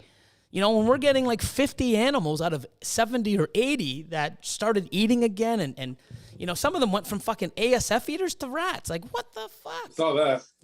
Speaking of that, speaking of going from ASFs to rats, I saw the video where Austin did it's a funny story, where Austin did the vanilla extract that Earl talked about on the backs of for the babies. Yep. Well, I tried the same thing. However, I forgot one key factor, that it's for the little ones, not big ones. So I had this vanilla extract station, and I was like, for like 5 different snakes, and I threw them in. I was like, this fucking thing doesn't work at all. And then I had to take them out and give them to the ones that will eat a boot. And so they ate them. But it's funny that I realized after, I was like, shit, that was for like getting newborns. Newborns, yeah, stubborn eating hatchlings. Yeah, and it doesn't it doesn't work for all of them, but it works for fucking like. We've had way better results doing, what Earl mentioned, that he got it from Brian Barczyk years and years ago. And, something I've never heard. Like, what? Like, when he said that, I'm like, what the fuck? You're joking me, right? No, we tried it. Guess what? It fucking works. And we're really excited. Does it work on everyone? No. But you know what? It works way more than it doesn't work. So guess what? We're going to do it. Does anything work on anyone? All of them? Probably not. And that's the thing. That's why people got to get it through their head. There's more than one way to breed. There's more than one way to open up an egg. There's more than one temperature to fucking incubate at. There's more than one way to, racks, tanks, whatever. There's more frozen thawed or rats, or live, cocoa blocks or coconut husk or aspen or hemp. or paper. Hemp or paper. It's like, yeah. Whatever works for you. There's no one fucking way, people. And get it out of your heads. Oh, well, I'm really close with this guy, and this is the way he does it. Good for him. You know what I mean? But, if you do that and it doesn't work for you and you're so ridiculous that you're just going to listen to that person while your snakes are fucking suffering, you're a fucking idiot. You know what I mean? Listen to your snakes. Try different things. So used to the black and white. It's like, no, it's not a fucking mechanical object. It's crazy. Yes. Yeah. But there is no one way. And that's the thing. Like, some people can use, Da Vinci and have no success. Okay, but that's not going to make me stop because I find it beneficial to my collection and what I see as results. Might not work for you, So, you got to use coconut husk. If you don't use coconut husk, you're abusing the snakes because that's what they love and they need it. Tell that to Earl and guys in fucking Texas that with, 80, 90 degree humidity. Because there's so much fucking coconut husk in West Africa. Oh, yeah. They live in dirt. But for us, it helps us get the humidity up. But guys like Earl and the Texans that are like, what the fuck? They're pumping if they could bottle that shit, I'd be buying it. You know what I mean? Like, they're pumping. Yeah, I forget how many liters he said he pumps out a day. It's crazy. Number. It's insane. So the thing is that just goes to show you, and same thing with the social media shit. You do not have to have a YouTube in order to be successful. You don't have to have a podcast in order to be successful. You know why? Ozzy doesn't have a YouTube. He's successful. There's so many people out there that don't have a podcast that are successful. Some of the biggest guys in this industry and some of the old school guys that have been here, paving the way for all of us, you don't even know that they exist. They're so quiet. But yet they're behind the scenes fucking killing it. And the thing is, do what works for you, people. And what I saw with the YouTube thing is like, nobody's really like, Brian Barczyk, but that's his source of income. So there's nobody that's really in the industry though that's utilized that YouTube is their main source of income. Okay, it's a marketing tool above all else. It's not Miguel's not getting rich off his YouTube, but he's used it to his benefit to market himself, right? And so that's kind of how I see it. It's kind of like social media too. It's like the whole point of it is not like you're going to get rich off social media. It's that you're going to get yourself out there and be known and be seen, so that when time comes when you do produce these animals, you don't look like some fucking street hustler that came off the out of nowhere and is trying to sell a $5,000 animal. Your name, you're known. People, you've invited people into your home, see your collection, all these other things. So that's where the time comes in. I think it's more necessary. People focus too much on getting established by the numbers on these platforms instead of just who are they reaching out to, who are they touching. Like, okay. Yeah, and don't put more work into something that you don't want to do. Like, don't think you have to. YouTube is hard. It's a lot of work. Podcasts are a lot of work. Scheduling, getting stuff. Look at all the fails that we do. Like, oh, the mics aren't working, Billy. Fuck, what did I do? And it's crazy. But if you put if to me, I can get on a mic and just yap. You just talk. I can talk forever. If you don't already know that, I'm just pointing it out, just in case anyone out there didn't know. But it's natural to me, and if I make a mistake, I'm not that type of person. Like, oh fuck, edit that, Elian. I said the name wrong. Fuck, if I don't say something wrong, people are gonna go, what the fuck happened to Billy? Like, what the fuck? Like, that's staged. He didn't fuck up. But I'm comfortable in front of the camera. It's easy. And I have the team to help me support what I'm doing. But it's not like, you saw that we didn't put a YouTube video for a while, and they were just the male videos or something else. You know why? Because we were too busy getting the facility up and running, getting the animals settled in, feeding them, building. That's more important, my fucking animals, before YouTube. Because that's what pays the bills. It's not fucking YouTube. Yeah, and the thing is even my animals, people are like, why don't you have any, how come your morph market isn't updated? You haven't put any animals up in 3 months. Because my sales isn't my number one fucking thing. My number one thing is getting my animals here, settled into the new facility, and comfortable, and knowing what we're doing here, and us settling in as a team. Wow, that to me is more important. So you got to know your priorities in the game as well. Because if you don't have your priorities straight now and you want to put more shit on your shoulders, I'll tell you one thing. I put so much shit on my shoulders, I don't even know how the fuck I keep standing. But I keep pushing. And once I get through something, guess what Billy does? Fucking throw something else on top. Yeah, and I'm that's the same just way. me. I'm built like that. Not many people can do this fucking 7 days a week, 16 to 18 hours a day, you know? And then when I get caught up, give me more. And if you can, do it. I mean, I feel comfortable, you know, and I rely a hell of a lot on my team to help me be able to move forward. But not everybody can. And it's something where don't overreach, man. So, you know, enjoy it too. I enjoy what I do. I enjoy the little bit of the stress too. You know, I do too. I function much better when there's stress. I procrastinate big time when there's no pressure. Yeah, you sit there and get in that fucking mode, like, you know, it's like you need that fire under your ass to move, man. No, I'm the same way. Yeah. And when shit comes crashing down, that's when I function much more efficiently and just I'm more comfortable. I'm like, okay, I can delegate and do this and that. But you know, when you're just sitting there, you know, not doing anything and idle, you know, I'm just like, oh, fucking, I'll do it sometime. So I need that drive, that push, that you know, that the stress brings. Yeah, it's so like, I like that. Yeah, it's like on the motivational Mondays that just passed yesterday. I put up.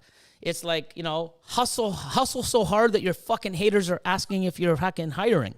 You know, I mean, you know, we all get 24 hours in a fucking day. We do. You know, it's just my 24 hours are spent a lot differently than many people. And not many people can spend their 24 hours the way I do, you know?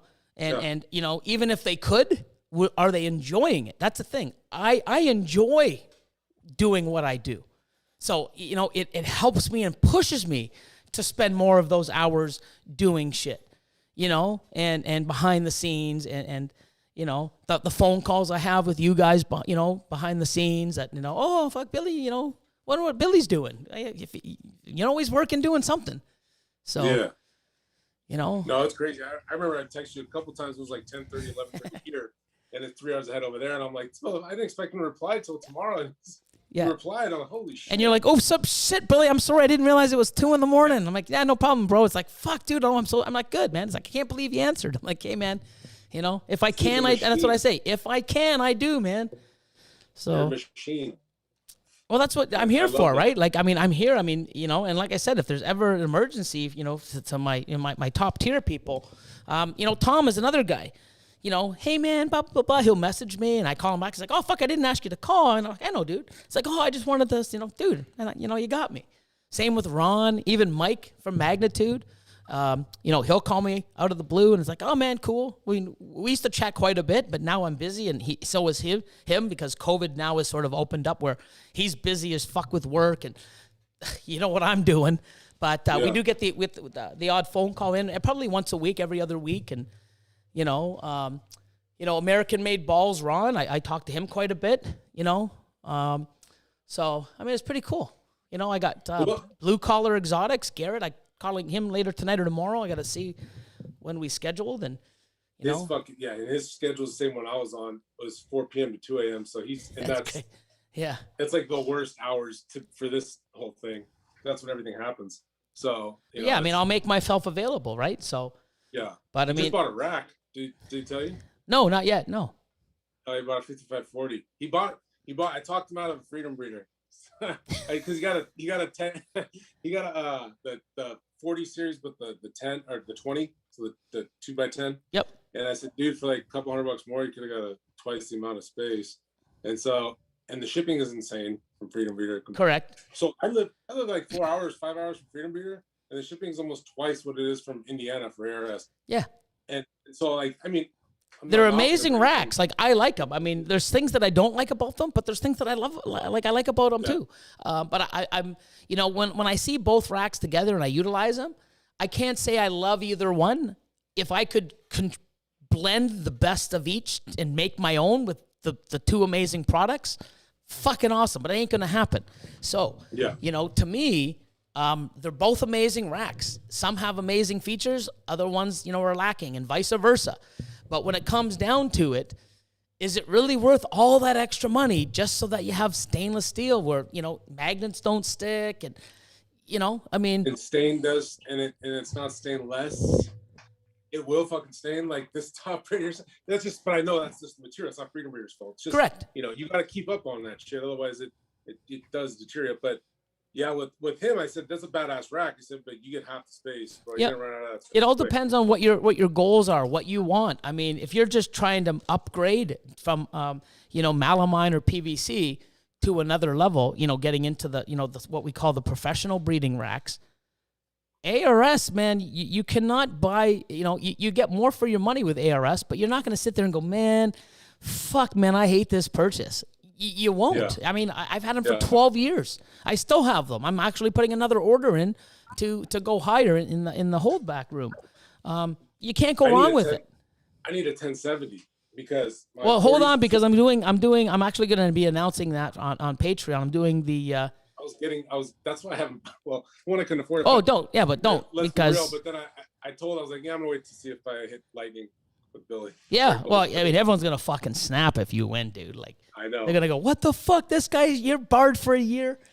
But no, I'm telling you one thing: if you win the fucking rack, you're for the next 6 months, you're not eligible for another fucking prize. You're just That's fucking. cool.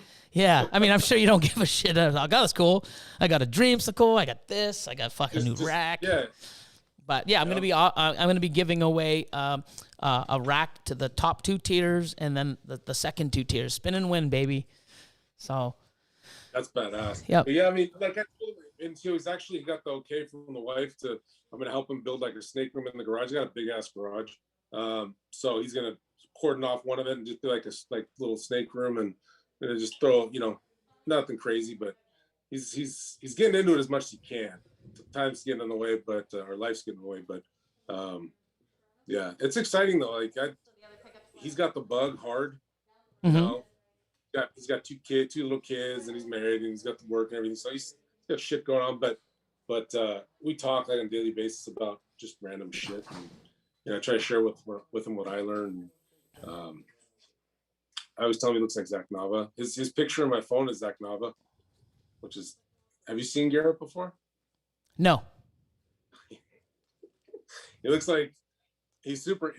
I love the dude. He's one of my close friends, but he looks like a more serious Zach Nava. It's hilarious.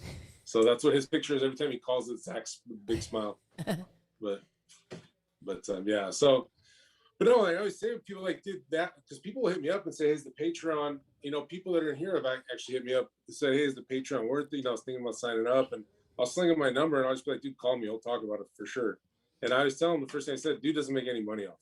Like with the shit that he gives away. Well, I do, but it goes back. Like, I mean, it's, people don't get that. That's not what, but people don't, but what I explain right away, and they do get, is you got to be held accountable because people are just apt to kick the tires and waste your time. And like you said before, these horror stories where you fucking deal with someone forever and then they just ghost you. And it's like, that's your accountability by paying that money. So he's not making his fucking mortgage with your Patreon payments. Like he's already, like the shit that he gives away just nullifies whatever he made in the last. Yeah. So, but you need to be held accountable. It's just like anything, any business. You got to make. But have you not learned a lot? Fuck yeah, that's what I say. You know what 100%. I mean? And like I said, there's things out there, and not everyone is going to get that one piece that, oh my God, it's game changing. But I've had people reach out in a situation where I'm like, oh my God, fuck, oh my God, you saved that clutch for me. Oh my God, I didn't know that, thank you. Or what do you think of this? I'm like, oh my God, you got to do this, take it off, add this, add some tenactin, and I saved a clutch or something. Now, not only did I save the clutch, they know now they have experience, so they don't fuck up again. And there's so many things like helping, on the top couple tiers, help guide, with what you have in your collection and help it so that it actually is working for you. You're not working for it because you got more males than females. Like fucking Tom, man. Tom from my man. Atypical Origins. When he first met me, we talked, and I talked to him quite a bit, and then he joined Patreon. I'm like, yeah, man, and sent me his list, and I'm like, dude. He goes, yeah, I know. I'm like, yeah, I know. Well, if you fucking know everything, why? Because you know what? I just need that kick in the ass. I'm like, well, here's the kick, and it's going to be more than one kick. Like, fucking get it done. And over the last fucking year, how he's changed things around, and like, I'm telling you, if he didn't have me in his corner, maybe someone else would have stepped in. But if he didn't, now all of a sudden, 2 years later, he's like, oh, you mean I've been doing it wrong all this time? Yeah. Well, guess what? Now you start from today instead of starting 2 years ago when I was in your corner. He's in a lot better fucking position now with the right mindset, moving fucking forward and shit we talk about it. Yeah. This weirdo FaceTimes me at like midnight, like a fucking like I'm his girlfriend, and we're on the phone for 5 hours, like a couple of schoolgirls. So, so we've talked about that exactly, and I like when I give put little posts or shots. It's not because I'm fucking giving you a reach around just to kiss your ass. It's because I actually like I have specific examples of things that you've told me where it's shaved off like 2 years of shit that I would have fucked that up. Yep. And like you and I both know, I'm open with it. It's not like I have all this expendable income to just piss away. Like this is kind of like a future thing I'm trying to do, which hopefully it'll get there one day. Yeah. So I need to save as much time as possible. Like not that I'm like dying for the financial rewards from it, but in order to get there, I don't need 2 years cut out of. I don't need 2 years of waste. You know what I mean? You don't want to sit there and reap the rewards and then realize it's like, wow, I got the rewards. It's like that's not the rewards, dude. That's just the beginning. Yeah. Well, what do I do to get the real rewards? You got to start all over with all the knowledge you just got now. What? Yeah. And that's where it fucking is a shock to your system. It's like, wow, I've been putting in all this work. Yeah, you are putting in a lot of work, but you're putting in all the work for the wrong cause. Yeah. And then when you realize it, now your day starts today.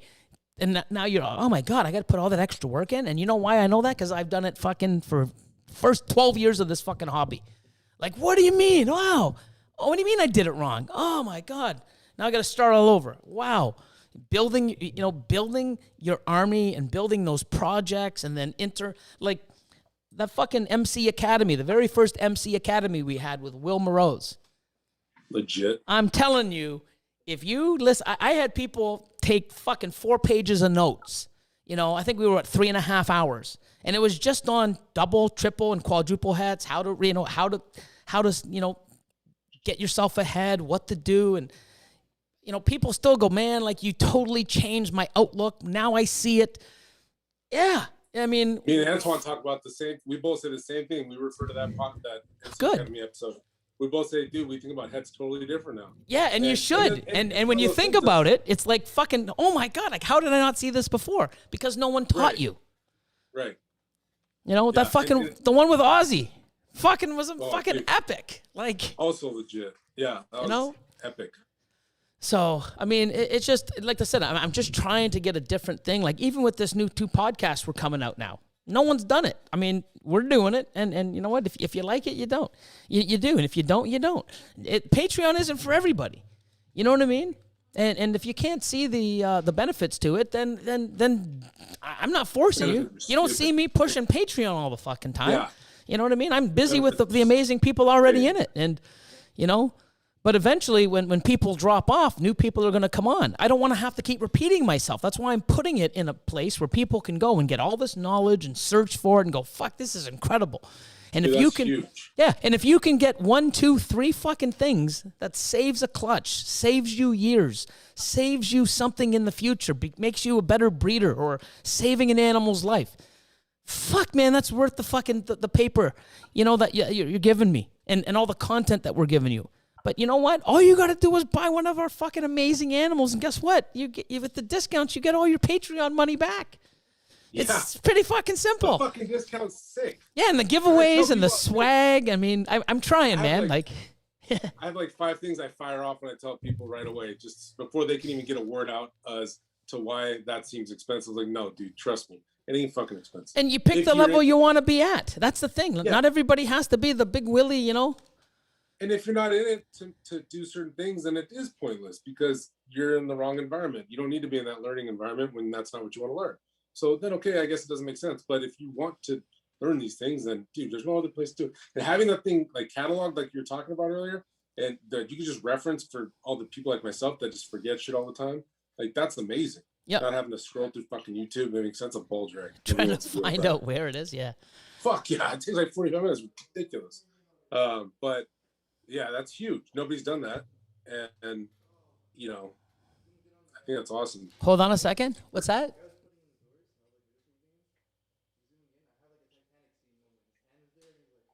Did he cut it? Oh. So cinema. So Austin got some cinematography going on. Answer that. So, but yeah, you know what's good? we're a minute. Jesus, Billy, come on, man. We're an hour and 40 minutes in. I didn't see any slag. I didn't any delay. Video's still good, and I'm just off my Wi-Fi. I'm not even plugged in, which is cool. So that's legit. Yeah, so this is good. We can actually maybe do the odd maybe the Seems odd quick, an hour and 40 minutes. Dude, you see how it flies by, man? That's like, and people go, "How do you do like a 4-hour podcast?" It's just fuck. I can just yap, man. So it just flies by. I know, but it's crazy, right? You get to learn stuff, talk, and shoot the shit, and Because we don't got anyone to shoot the shit with about this stuff. Because, like I said earlier, nobody fucking gets it. But no, man, it's it's awesome. And the thing is, I mean, I would have, probably spoken out and reached out to you and talked, even if you weren't on Patreon. But being on Patreon, I mean, we talk all the time. I can reach out and you can reach out to me and we can talk. And it's like a little family, Yeah. And it is. And whenever I can help you, I know that you're going to turn around and fucking help other people and guide them. And that's the thing. I mean, if we can keep creating, knowledge and a base for it and have other people continue that, because you know what? I mean, I've got over 300 Patreon members. There's thousands of people out there. Every year, there's thousands of people coming. I can't take them all on, man. So hopefully, we're training other people to help other people and just keep the community built. But I mean, it's amazing. It really is. And the feeling, and I know you got to get back to it, but the thing that I always tell people, like, how good that feeling is to have that safety net of having you on speed dial to where, hey, if you have some basic question, you can call and get an answer. Like that right there, instead of having to look up and see, fucking close your eyes and point at the right answer because there's so many different answers. Like it's nice to have a source that you trust that you can just contact. That's, to me, that peace of mind is huge. So it helps. Everyone gets along. Everyone likes. That helps too. Yeah, and especially the way you've invested quite a bit. You know what I mean? You've come in at a little bit of a higher level than most people that get in. So for you, it's almost like with that question earlier, you got a $5,000 male that's in there that you might be pushing. Get them the fuck out. You know what I mean? Yeah. So that's why I took them out, because I started fucking panicking. Yeah, dude, it's like, you know what I mean? It fucking sucks. Like I've got like 3 or 4 already this year. We just started pairing. We got like 2-3 locks. We got, on one, we're just starting the second or third, not fucking eating in 3 weeks. Like, let's try ASFs this time. And now we're dosing them with, Da Vinci. Like, come on, man. Like, we need this, man. Like, you still got fucking, we're just starting breeding season. What the fuck you slacking off already for? Yeah. Like, no. But I ain't falling down that same rabbit hole, You're not eating, I'm going to get 3-4 meals into you, over the next month, and then, see how you're doing. But, it's not worth it. But now I also got a lot of backups and more males now so that I'm prepared, because it does happen. And that's the thing, is I'm realizing, Miguel was talking about it recently, it's just having backups, and even backups for that. So like having a three-tier system, starting lineup, second and third string. Yeah, I did that video for Patreon about the males. That was 8 months ago? Saying, hey guys, this is what I noticed, it's what I'm doing, and I'm sharing that, and this is the reason why I'm doing it. Not because I want to spend more money or hold animals back that people could fucking use. It's just, I don't want to have an animal that I had that I sold, that now I have a male that was supposed to breed isn't. Now there's 3 females that aren't going to be bred because I sold an animal that I could have used as a backup. So yeah, I made $5,000, but I've lost 30. Do the math. Fucking machine. You got a machine to keep well. You can't fucking gamble like that. You got to have some insurance. Yeah. It is what it is.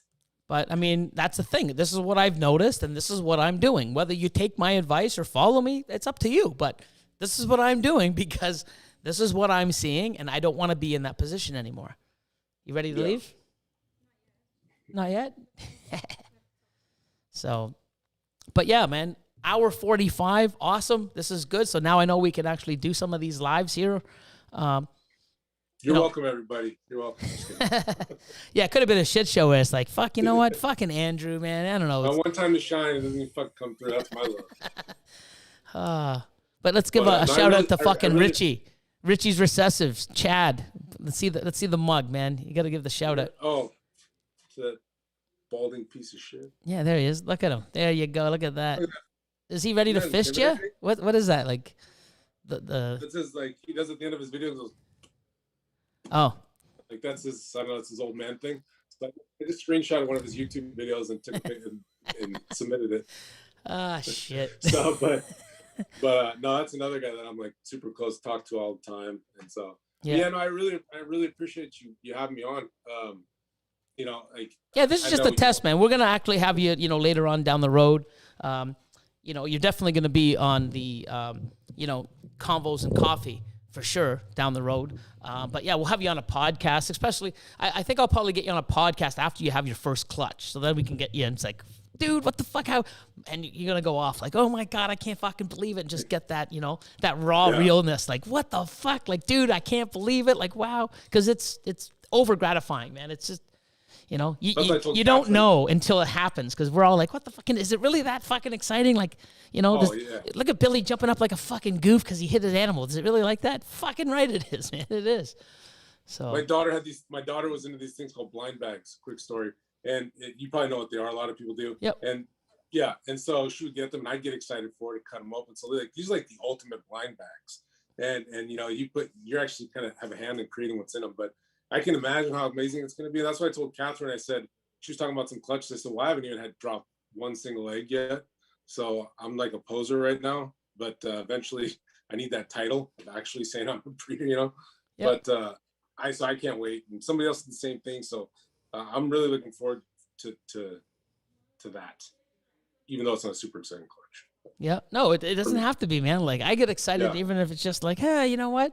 Isn't it heifer or anything, Billy? No, man. Why are you so excited? Because it's fucking awesome, man. Like, life. It is. It's just crazy. I mean, I don't know. I can't explain it. I just, I know that I see it in many other people.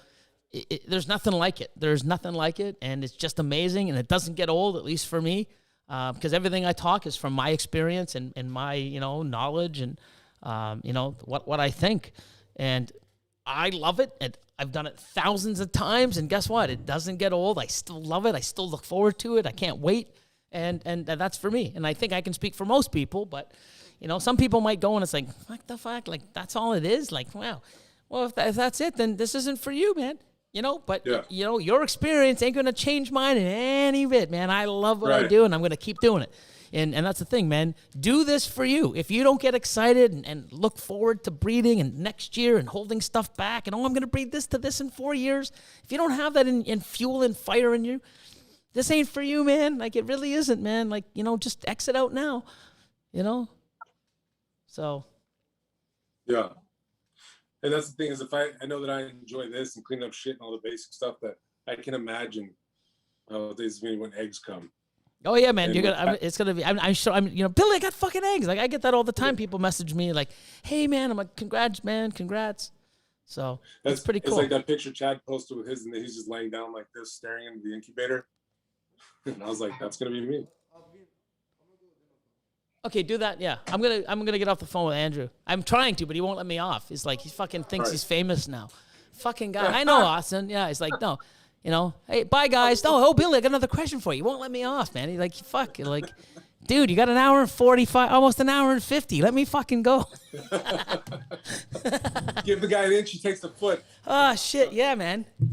Oh, fuck. No, but it's been awesome having you on. I appreciate it, man. I appreciate that you came on and tested this, and it works great, which just gives us more fuel to come at you with cool shit. But yeah, we're going to get a...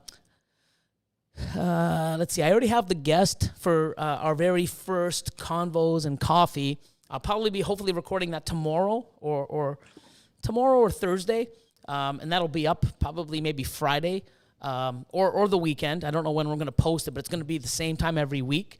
And then me and Austin are gonna do a couple of the topics and start putting out probably tomorrow or the day after. We're gonna record a few of them now, and then just start posting them. And it's looking forward to it. And yeah, awesome. No, man, I appreciate your time, and You know, Oh, thank God kidding everything me? worked perfectly. So it's not like, yeah, I went on Billy's podcast and yeah, it was a fucking total shit show. And Yeah, it's a real shit show. There's got a fucking dog and pony show operation. No, no, I was just grateful that you asked me. I mean, dude, test or not, that's. yeah, no, dude. I mean, it's like we shoot the shit quite a bit, and that's the thing. I mean, you know, we're always, you know, probably once at minimum, you know, 2-3 times a month. You know, whether it's just advice or just shooting the shit or, hey man, I fucking really love your podcast. It was awesome. I love this part. I mean, I appreciate shit like that. You know what I mean? And no, man, it's awesome. I consider you a friend, and I can't wait to see, you know, because I can see how excited you are now and what you're doing and you know, promoting other people. It's like fucking awesome. And once you get that, then you think you're addicted now. When you start having your own babies and your own clutches, dude, you're going to be a fucking animal, man. It's just so awesome. I can't wait. But Yeah, well, I appreciate everything you've done and continue to do. So thank you very much. Always, man. I wouldn't do it any other way. And everybody in the chats, I know we haven't really been watching or talking about you. Sorry. Andrew fucking taking all my time. I can't give you any fucking asshole. Like, wow. What a, you know, Andrew from Redwood. I almost did it again. What the fuck? And I'm looking at it. I care about everybody except for when I'm in the spotlight. Then I give two shits about anybody. I'm just kidding. But no, man, you guys are all awesome. Thanks for, you know, watching us. And you guys probably had an awesome talk in the chats like usual. But normally we have like a Lion and Chris and, you know, sometimes Austin reading. No idea what was going on in it. Yeah. But not that you're not important at all. You guys are awesome. And, but yeah, I mean, now that this is working and it's great, now you never know what's going to come up and about. But no, man, you enjoy your day. We'll talk soon. And keep in touch. And later, everybody. Want to say bye? Guys, thank you very much. See you, buddy.